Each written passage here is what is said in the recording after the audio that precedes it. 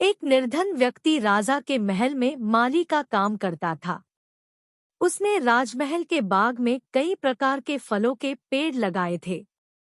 जो फल पक जाते वो तोड़कर राजा के सामने प्रस्तुत कर देता। कई बार खुश होकर राजा उसे इनाम भी देते। एक बार बाग में आम, अंगूर और नारियल के फल हुए।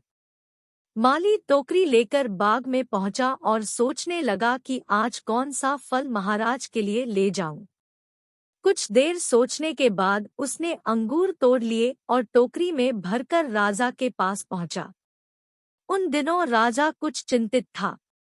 उसे गुप्तचर द्वारा सूचना मिली थी कि पड़ोसी राज्य का राजा उस पर आक्रमण की तैयारी में है।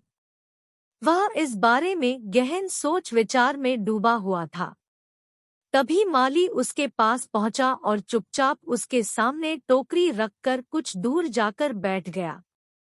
राजा मंथन करते करते टोकरी से अंगूर उठाकर खाने लगा।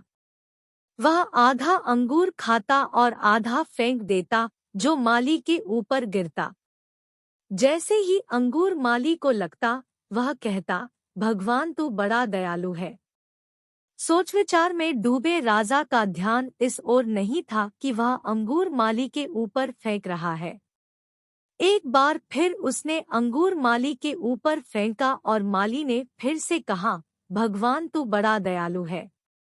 इस बार राजा का ध्यान माली की ओर चला गया। उसने आश्चर्य से उसे देखा और पूछा, माली, मैं तुम पर जूठे फल फेंक रहा हूँ और तुम कह रहे हो, भगवान तू बड़ा दयालु है। इसमें भगवान की कैसी दया? माली ने उत्तर दिया, महाराज, आज बाग में 3 तरह के फल थे, आम, अंगूर और नारियल। मैं सोच रहा था कि आपके लिए कौन सा फल लाऊं। भगवान की दया से मेरी बुद्धि में आया कि आपके लिए अंगूर ले चलूं और मैं अंगूर ले आया। यदि मैं आम या नारियल ले आता तो सोचिए मेरा हाल क्या होता। इसलिए मैं कह रहा हूँ कि भगवान बड़ा दयालु है। राजा माली का उत्तर सोचने लगा कि वह व्यर्थ में चिंतित है।